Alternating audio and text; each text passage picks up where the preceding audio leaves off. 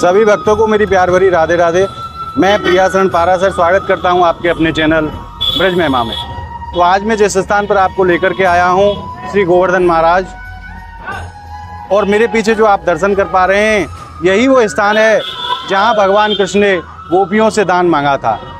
जब गोपियां दूध दही लेकर के कंस को देने के लिए जाती थीं तो यहीं भगवान कृष्ण उनको रोक लिया करते थे और कहते थे कि अपने माखन बेचने का आप मुझको टैक्स दे के जाओ, और यहाँ दान के रूप में उनसे दूध दही प्राप्त करते थे।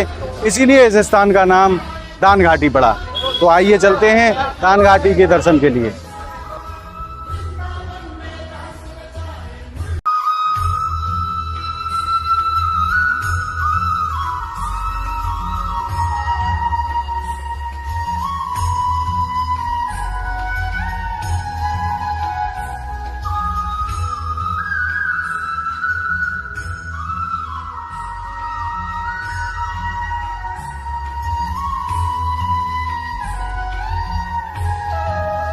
अब हम आ गए हैं मंदिर के मुख्य मार्ग पर। यहीं से प्रवेश करने के बाद आप उस स्थान पर पहुंच सकते हैं। आइए मेरे साथ करते हैं भगवान गोवर्धन नाथ के दर्शन। जय हो गिरिराज प्रभु की। गिरिराज धरण प्रभु तुम्हारी शरण।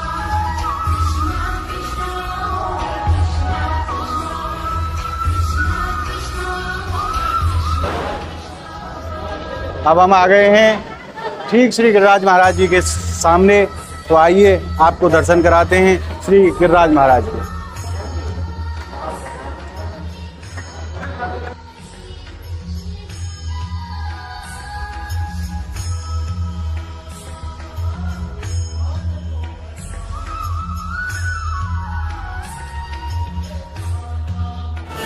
तो जैसा कि आप देख पा रहे हैं मैं मंदिर प्रांगण के अंदर हूँ और जानते हैं यहाँ की लीला के विषय में श्री महाराज जी से। यहाँ भगवान ने क्या लीला की थी और इस स्थान का क्या महत्व है, तो आइए जानते हैं महाराज श्री से। महाराज जी दंडवत।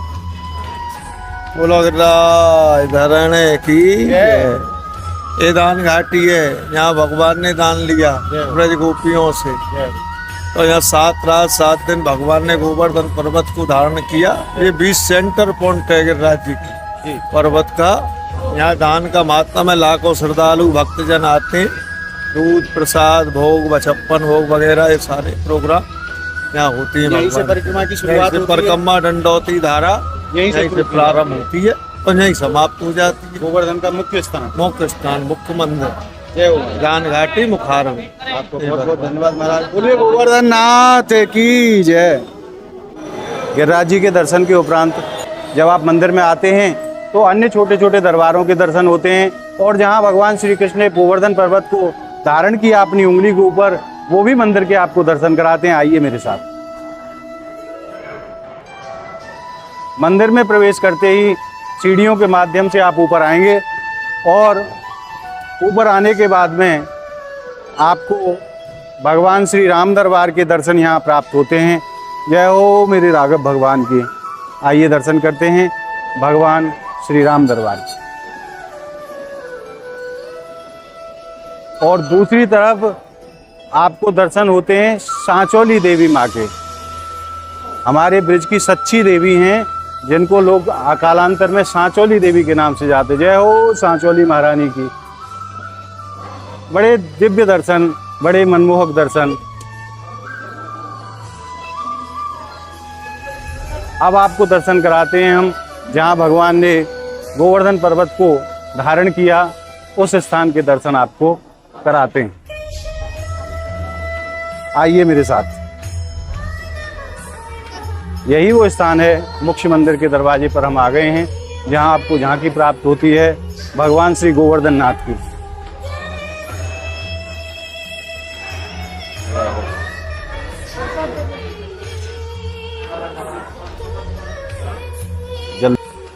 आइए मेरे साथ। बड़े सुंदर दर्शन आपने प्राप्त किए ब्रज महिमा चैनल के माध्यम से। आइए मैं आपको एक लीला का और वर्णन कर दूं। श्री गोवर्धन लीला के विषय में 7 अंक का बड़ा महत्व है। भगवान ने जब गिरिराज पर्वत को धारण किया तो उस समय भगवान की उम्र 7 वर्ष रही, और भगवान ने 7 दिन और 7 रात्रि पर्यंत श्री गिरिराज महाराज को अपनी उंगली पर धारण किया था। और 7 ही कोस की भगवान श्री गिरिराज महाराज की परिक्रमा है। और एक चीज़ कहते हैं, ब्रज 84 कोस में 4 धाम निज गाम, वृंदावन और मधुपुरी बरसानो नंदगाम।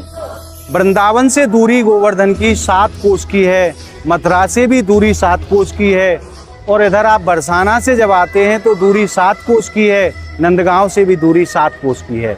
यानी कि ब्रज का जो सेंटर बिंदु है वो श्री गोवर्धन नाथ। ऐसे ही हमारे सनातन धर्म में विवाह में 7 ही फेरे होते हैं और 7 ही बार होते हैं। सोम, मंगल, बुध, गुरु, शुक्र, शनि, ये 7 ही बार होते हैं और 7 ही ऋषि होते हैं। हमारे यहाँ सप्त ऋषियों का सनातन धर्म में वर्णन होता है।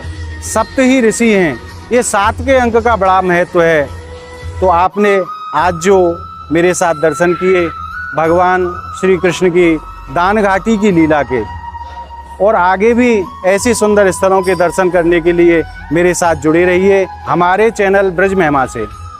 अगर आप YouTube पर इस वीडियो को देख रहे हैं तो इस चैनल को ज़्यादा से ज़्यादा सब्सक्राइब करें, और अगर आप इसको Facebook पेज पर देख रहे हैं तो पेज को ज़्यादा से ज़्यादा फॉलो करें। धन्यवाद। राधे राधे।